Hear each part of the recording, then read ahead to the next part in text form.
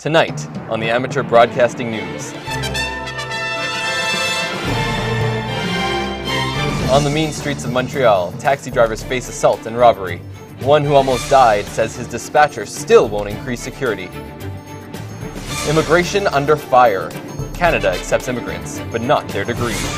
And are earthquakes on the rise? You've heard about Haiti and Chile, but what about your own backyard?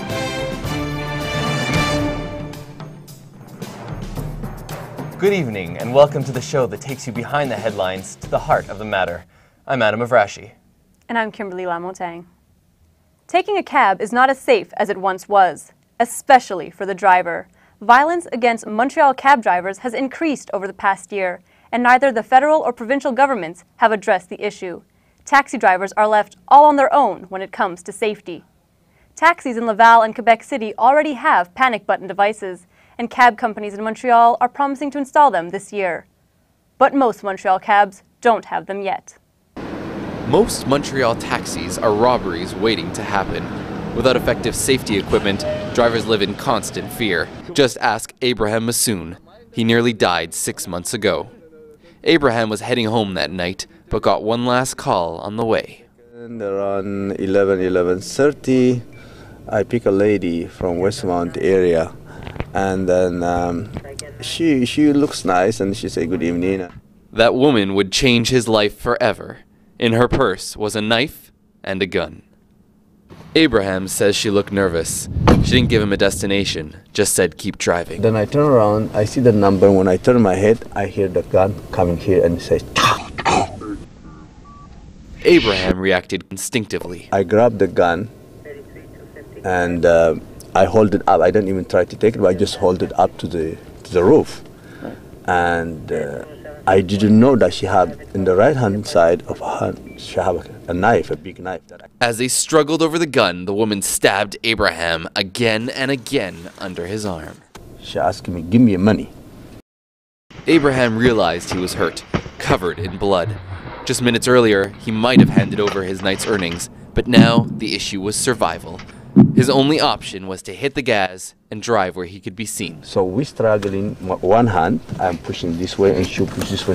So finally I see the mileage reaches about 55 speed, and then I pull my hand, so she was twisted the wheel and she smashed the car. Abraham managed to crawl out of the car. I tried to reach the corner, but before I get to corner about 5 meters, I just collapsed. There's no blood left on me.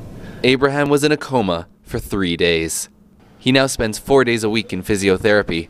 He sees a psychologist 4 times a month.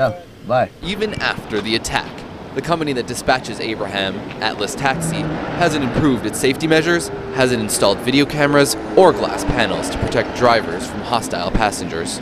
When we tried to talk to the manager of Atlas Taxi, we got this reaction. Because all these things cost money. We're a small company. But doesn't the safety of your drivers matter? You know what?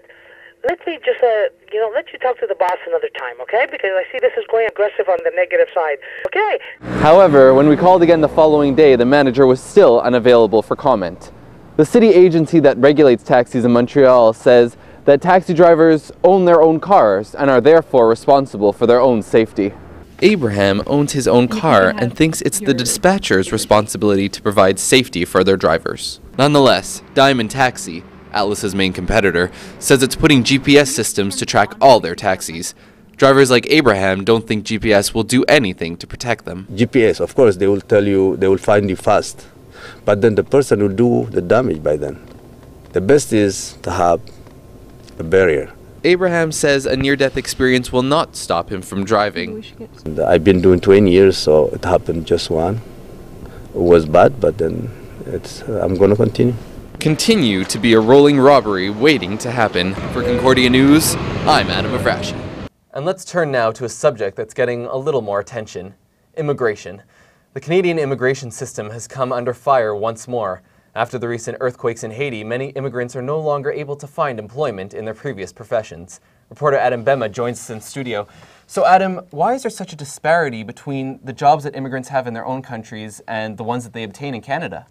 Well, the Canadian government attracts immigrants from third world countries such as Sri Lanka, China, Haiti, many other third world countries. And to get them here, they have to be highly educated. There's a points-based system that the government uses to attract them. So the more education you have, then the more opportunity there is to come to Canada. So what kind of jobs do immigrants obtain in Canada?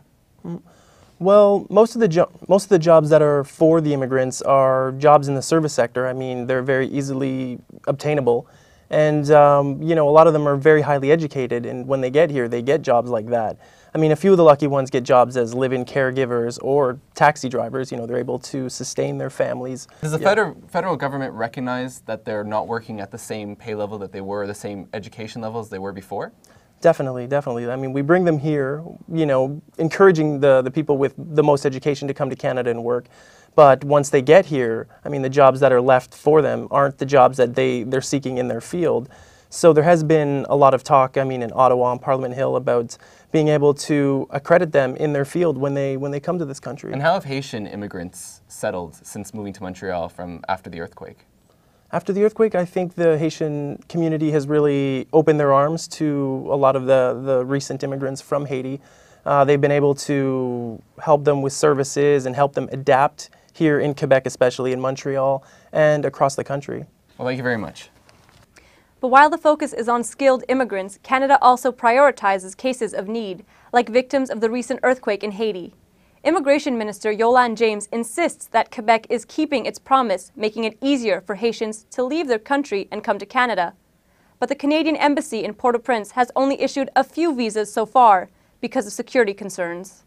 Around the world, are earthquakes on the rise? Find out later in the program. But first, an update on how people in Haiti are recovering from one of the most tragic earthquakes in decades.